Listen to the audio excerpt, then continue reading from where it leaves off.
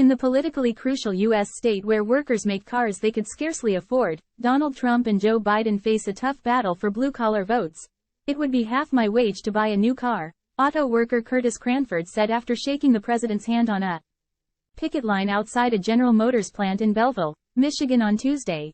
The 66-year-old thanked Biden for coming, but said the Democrats' plans to transition the U.S. economy to electric cars is going to cost jobs.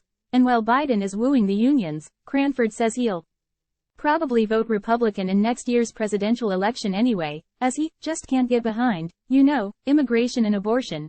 That most likely means voting for Donald Trump, the scandal-plagued former president driving for a second shot at the White House in 2024 despite several criminal indictments. Time equals 400 Ms. Greater than both Trump and Biden are visiting Michigan this week, in what is their first major skirmish of a long fight for voters in working-class swing states ahead of the November 2024 election. Biden on Tuesday became the first sitting president to stand on a picket line, supporting calls by the United Auto Workers, UAW, union for the Big Three Detroit carmakers to raise wages, and Trump is skipping a debate in California with his trailing Republican rivals on Wednesday to head instead for a small, non-union car parts factory on the other side of Detroit. Hearts and minds. I think this is a battle kind of over the hearts and minds of especially white working-class voters, Jefferson Cowie, a professor at Vanderbilt University, said in an interview with NPR Public Radio.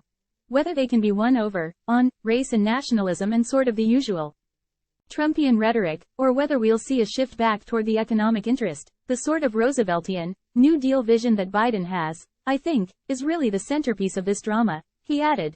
The 80-year-old Biden energetically cast himself as a friend of the workers on Tuesday, brandishing a megaphone with an American flag and donning a baseball cap with the UAW's logo. His brand of Bidenomics relies on a message of hope to revive America's industrial Rust Belt, partly by focusing on environmentally friendly electric vehicles.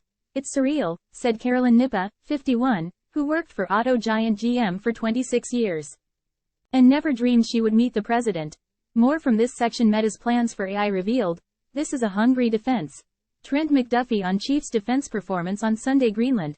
Morning sky over nuke turns eerily dark due to Canadian wildfire smoke. I am not a Trump supporter. I'll put it straight out there. I think he's worked for the corporations and the billionaires out there, added Nippa, who has worked at several different factories as they have closed down over the years. Populist tycoon Trump, 77, who is battling multiple court proceedings, is relying on his usual message of fear and his own nationalistic promises of American revival. With Biden, it doesn't matter what hourly wages they get, in 3 years there will be no auto worker jobs as they will all come out of China, the ex-president said on his Truth Social network. Tough call. Time equals 400 Ms. Greater than so who will win the workers' votes next year?